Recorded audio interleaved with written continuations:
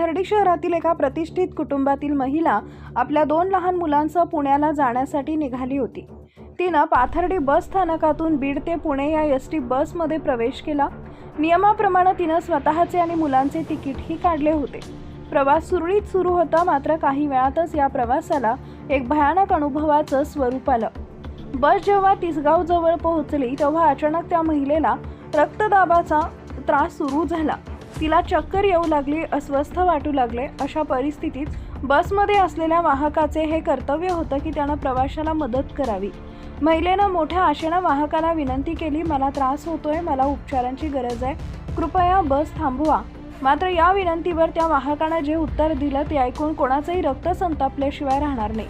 त्या वाहकानं बस थांबवण्यास स्पष्ट नकार दिला आणि उपचारासाठी तब्बल बस थांबवायची असेल तर 100 रुपयांची मागणी केली. तिकीट काढलेलं असूनही केवळ बस थांबवण्यासाठी पैशांची मागणी करणं हे अत्यंत बेकायदेशीर आणि अमानवीय कृत्य होते.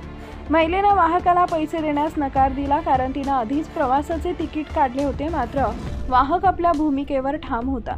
प्रकृती बिघडत असतानाही त्या माऊलीनं हिंमत हारली नाही. तिनं तातडीनं आपल्या पतीला फोन करून या सर्व प्रकाराची माहिती दिली. माहिती मिळताच तिचे पती स्वतःच्या खाजगी वाहनानं बसचा पाठलाग सुरू करू लागला. धक्कादायक बाब म्हणजे करंजी गाव आलं तरी वाहकानं बस थांबवली नाही. महिलेचा रक्तदाब सतत वाढत होता, ज्यामुळे तिच्या जीवाला धोका निर्माण झाला होता. अखेर करंजी घाट संपल्यानंतर नाईलाजास्तव त्या महिलेनं वाहकाला 100 रुपये दिले. पैसे खिशात घातल्यानंतरच त्या निष्ठुर वाहकानं बस थांबवली आणि महिला व तिच्या 2 लहान मुलांना रस्त्यात उतरवून दिले. काही वेळातच महिलेचा पती तिथं पोहोचला आणि तातडीनं तिला पाथर्डी येथील रुग्णालयात दाखल केले.